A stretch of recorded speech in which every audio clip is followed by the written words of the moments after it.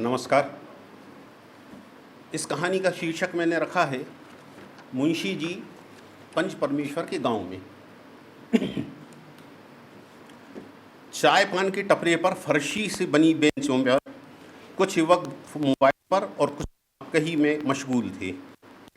एक युवक ने मुंह में भरा गुटखा गर्दन तिरछी करके पीछे से सड़क के किनारे थूका, होठों पर उंगली फेरी और सामने खड़े धोती कुर्ता पहने बुजुर्ग को ऊपर से नीचे तक देखते हुए पूछा, कहाँ से हो बाबा? बुजुर्ग ने उत्तर दिया, लमही, जिला बनारस। बड़ा लालपुर का नाम तो सुना होगा आपने, उसी के पास से। अच्छा, लमही। युवक थोड़ा चौंका। नाम क्या लिखते हैं? धनपत राय श्रीवास्तव। युवक ने एक पल उन्हें गौर से देखा। श्रीवास्तव, किसका घर तलाशते हैं? अलगू चौधरी का। युवक के माथे पर बल पड़े, जैसे कुछ याद कर रहा हो। फिर सिर हिलाकर बोला, अलगू चौधरी?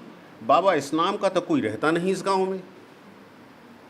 घनी मूछों वाले बुजुर्ग ने सहज भाव से दूसरा नाम लिया, और जुम्मन शेख? युवक ने मुंह का बचा हुआ गुटखा चबाया, गर्दन मोड़ी, पिच से थूका, गमछे से होंठ पोंछे, खखार कर गला साफ किया और बोला, काहे मूड डिस्टर्ब कर रहे प्रभु? कौन कौन से नाम ले रहे? लमही वही ना, मुंशी प्रेमचंद का जन्म गांव, राष्ट्रपति पुरस्कार पाया गया गांव है ना, फुल्ली कंप्यूटराइज्ड विलेज। कोई चुनाव नाव का चक्कर है का? बुजुर्ग क्षण भर के लिए असहज हो गए, जैसे उन्होंने कहना चाहा, मैं ही प्रेमचंद हूँ, असली नाम धनपत राय श्रीवास्तव है। प्रेमचंद नाम मेरे मित्र मुंशी दयानारायण निगम ने दे दिया था। पर वे चुप रहे। क्षण भर रुककर उन्होंने चारों ओर नज़र दौड़ाई, सोचने लगी।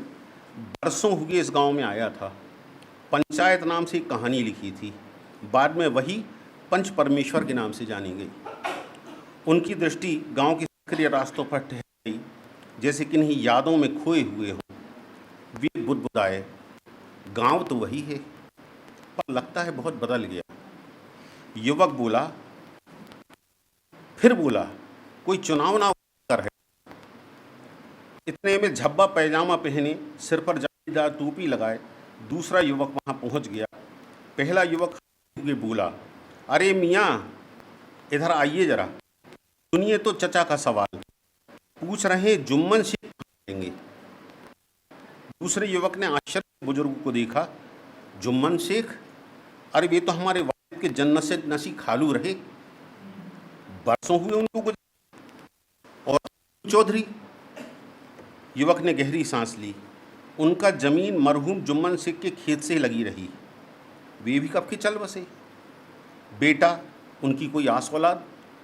हाँ, खानदान तो है। गांव के बूढ़े पुराने बताते हैं कि उन दोनों के चले जाने के बाद में कुछ बरस तक सब ठीक ठाक चलता रहा। फिर घर जमीन को लेकर झगड़ा हुआ, नापजोख हुई, पटवारी आया, पुलिस आया, कोर्ट कचहरी का चक्कर शुरू, और मामला बरसों तक लटका रहा। आखिर अलगू चौधरी के पोते ने मरहूम जुम्मन शेख के ज़मीन देखभाल करने वाले खानदानी को गोकशी के झूठा इल्जाम में फंसवा दिया और हवालात भिजवा दिया। पहला युवक गौर से सुन रहा था, वह बीच में ही बोल पड़ा, का उस गौहत्यारे वाले का किस्सा सुना रही हो?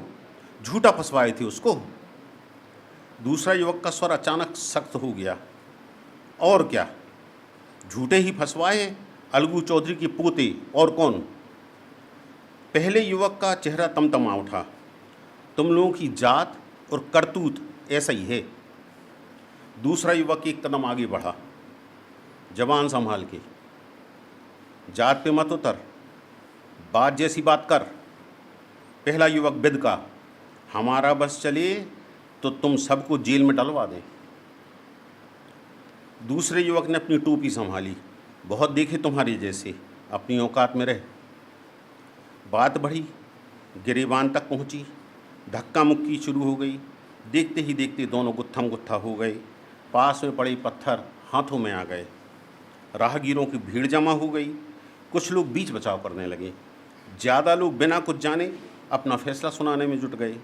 कोई मोबाइल निकाल कर वीडियो बना रहा था, कोई एक पक्ष की हिमायत कर रहा था। वहाँ न्याय करने वाले कम और फैसला सुनाने वाले ज़्यादा थे।